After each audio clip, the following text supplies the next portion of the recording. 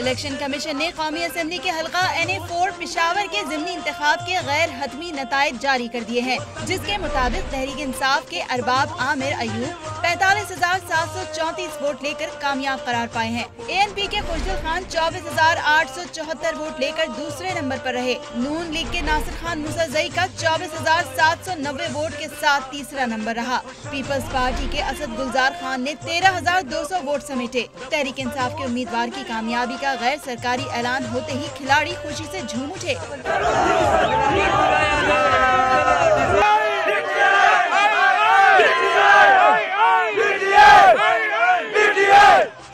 PTI के कारकुनान की बड़ी तादाद अरबाब आमिर के हुजरे पर जमा हो गई।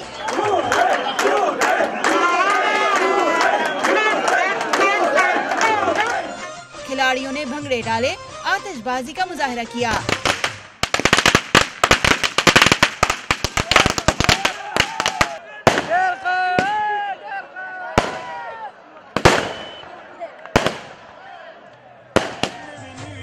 जोशीले खिलाड़ियों ने अंधाधुंध फायरिंग भी की।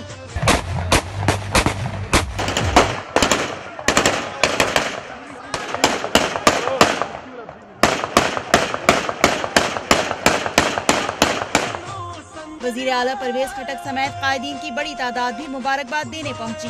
पेशावर के ज़िमनी इंतखाब पर फाफिन की इब्तिदाई रिपोर्ट के मुताबिक औसतन फी पोलिंग स्टेशन इंतखाबी कवायद और ज़वाबित की 4 खिलाफ वर्जियाँ सामने आई।